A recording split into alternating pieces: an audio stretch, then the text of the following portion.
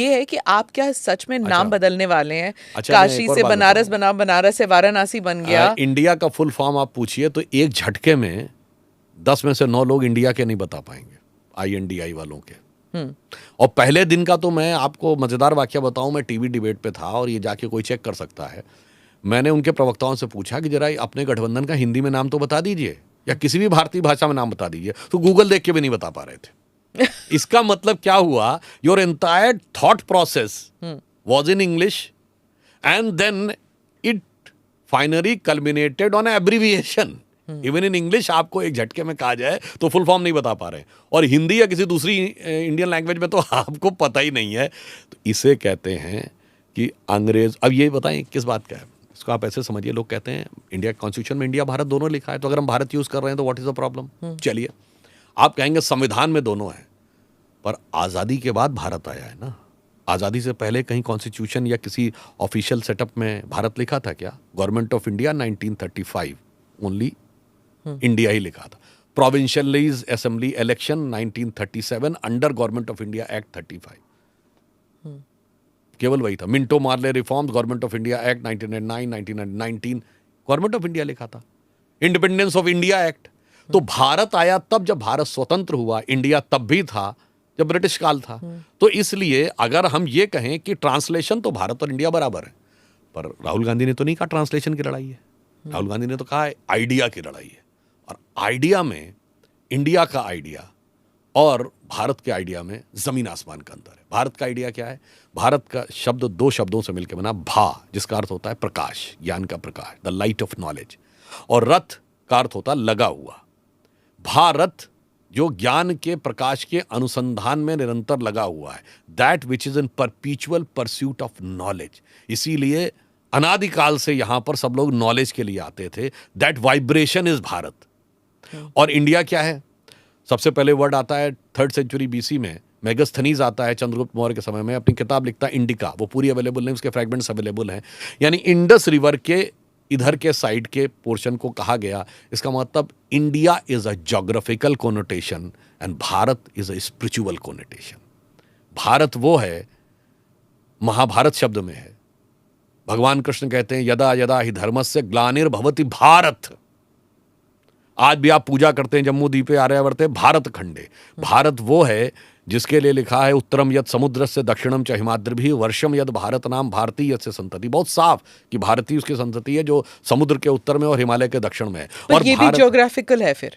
नहीं, बता रहा हूं। और वो क्या है? उसी जिस आप विष्णु पुराण की बात कहते हैं उसी में आगे लिखा है गायन्ति देवः किल गीतकानि धन्यास्तुते भारत भूमि भागा स्वर्गापवर्गास्पद भाग हेतो भवन्ति भूयः पुरुषा सुरत्वात्। इसका अर्थ हुआ देवता भी जिसकी स्तुति में गीत गाते हैं वह भारत भूमि धन्य है, क्योंकि स्वर्ग में देवता रहने के बाद, समस्त सुखों का उपभोग करने के बाद भी मनुष्य रूप में यहाँ जन्म लेने के लिए लालायित रहते हैं, क्योंकि यही वो मोक्ष भूमि है, यह पुण्य भूमि है, मुक्ति यहीं से मिलती है। देवता बन के आप जा सकते हैं, मुक्ति नहीं मिलेगी। और भारत वो है जिसके लिए आर्थर शोपेनहावर ने कहा कि दुनिया का सबसे विकसित मस्तिष्क देखना है तो भारतीय आकाश के नीचे आना पड़ेगा। Upanishadic philosophy the height of human intellect. और वो छोड़िए, फिर किसने फॉरेन वाले ने क्या क्या बोला, वो सारी बातें अलग छोड़ दीजिए। तो भारत ये सांस्कृतिक राष्ट्र है, ये एक जीवंत राष्ट्र है जिसे तोड़ा नहीं जा सकता। कहते हैं कि ठीक है, अगर आप ओरिजिन देख लें इंडिया का, it comes from the Greek word, लेकिन वो फिर the others took it and Indus को इंडिया को हिंद आप जानते हैं मैं कहाँ जा रही हूँ। मैं एक बात कह रहा हूँ, देखिए इंडिया वो है कि जब भारत को बाहर से आप देखेंगे यूरोपियन पर्सपेक्टिव से तो इंडिया है, और जब आप अंदर अनुभूति करके देखेंगे अपनी माँ के रूप में तो भारत है। भारत माता की जय होती है ना। तो लेकिन जब अगर हम UN में जाते हैं या फिर अब G20 में, we were giving invitation cards and we were speaking about India, है ना, उनसे बात कर रहे हैं हम, फॉरेनर से बात कर रहे हैं, तो फिर इंडिया कहने में क्या दिक्कत है? हम ये बात कर रहे हैं, देखिए दोनों ही नाम लिखे हुए हैं कॉन्स्टिट्यूशन में। तो हम इंडिया लिख रहे थे, prime minister of India and president of India. तो अगर हम प्राइम मिनिस्टर ऑफ भारत और प्रेसिडेंट ऑफ भारत लिखे तो उन्हें क्या प्रॉब्लम है? सवाल तो ये है। अगर ये न लिखा होता कॉन्स्टिट्यूशन में तब ये क्वेश्चन था कि भाई now you are suddenly trying to create a new entity. But अगर वो लिखा है तो then what is the problem? मतलब हर कन्वेंशन और ट्रेडिशन को चेंज कर रहे हैं which doesn't suit the BJP, ये एलिगेशन है जी ना? नहीं, हर कन्वेंशन और ट्रेडिशन जिसे डिस्टॉर्ट किया गया था उसे लाइन पे ला रहे हैं। मैं पूछना चाहता हूं, हमारी पार्लियामेंट है, क्या नाम था इसका, इंपीरियल लेजिस्लेटिव काउंसिल, क्यों संसद कर दिया? राष्ट्रपति भवन का क्या नाम था? Viceroy house. आज भी इंग्लिश में भी राष्ट्रपति भवन नहीं लिखते ना आप, ये नहीं लिखते ना प्रेसिडेंट हाउस, राष्ट्रपति भवन नहीं लिखा जाता। Can what is the problem?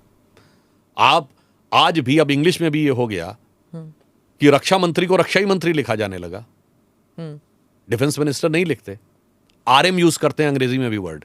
हाँ, क्योंकि एफएम इज फाइनेंस मिनिस्टर, इसलिए तो आरएम, इसलिए मैं कह रहा हूं, और ये कांग्रेस के जमाने में बहुत से हुआ था। जमाने बहुत सी सारी चीजें चेंज हो रही थी, तो हम कोई चेंज नहीं करते हैं किसी भी, हमने आज तक कोई नाम नहीं बदला है, हमने परावर्तन किया है, परिवर्तन नहीं किया है। फौज में भी होता था, बाय द लेफ्ट क्विक मार्च को फिर बाएं से तेज चल होने लग अब जैसे गया था। मैं एक छोटी सी बात कर रहा हूं, नेवी है, नेवी के एम्बलम में वो छत्रपति शिवाजी महाराज वाली सील लाई गई, क्यों यूनियन जैक का एक हिस्सा होना चाहिए था नेवी के फ्लैग में? अब उसको चेंज किया गया, तो ये कह रहे हैं वो हम उसका सेफ्रनाइजेशन कर रहे हैं या हिंदुआइजेशन कर रहे हैं, ये बात सही है? या ये हम कहें कि जो ब्रिटिश लीगेसी थी उससे उसको मुक्त कर